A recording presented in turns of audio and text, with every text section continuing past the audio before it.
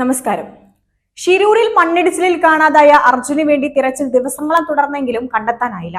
ഇപ്പോഴിതാ അർജുന്റെ ഭാര്യയ്ക്ക് ജോലി നൽകിയിരിക്കുകയാണ് സർക്കാർ. പൊതുമരാമത്ത് മന്ത്രി PM മുഹമ്മദ് റിയാസ് ആണ് ഇക്കാര്യം അറിയിച്ചിരിക്കുന്നത്.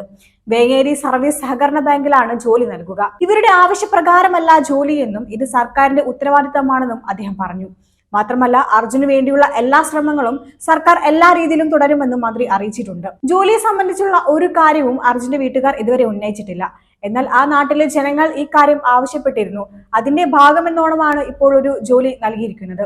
അതേസമയം അർജുൻ ഉൾപ്പെടെയുള്ളവർക്കായി ഷിരൂരിലെ തിരച്ചിൽ ദൗത്യം തുടരുമെന്ന് നേരത്തെ കർണാടക ഹൈക്കോടതി നിർദ്ദേശിച്ചിരുന്നു. കേന്ദ്ര സംസ്ഥാന സർക്കാരുകൾ സംയുക്തമായി തിരച്ചിൽ തുടരണമെന്നാണ് ഹൈക്കോടതി അറിയിച്ചിരിക്കുന്നത്. Chief justice NV Anjaria, justice KV Anand എന്നിവർ ഉൾപ്പെട്ട ഡിവിഷൻ ബെഞ്ചിന്റേതായിരുന്നു ഇടക്കാല ഉത്തരവ്.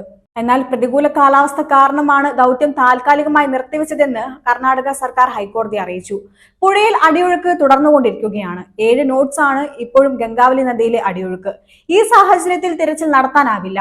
തിരച്ചിൽ നടത്തുന്നവരുടെ സുരക്ഷയെയും അത് പ്രതികൂലമായി ബാധിക്കും. അതിനാൽ തന്നെ കാലാവസ്ഥ അനുകൂലമായി തുടരുന്നതുവരെ കാത്തിരിക്കേണ്ടതുണ്ട്.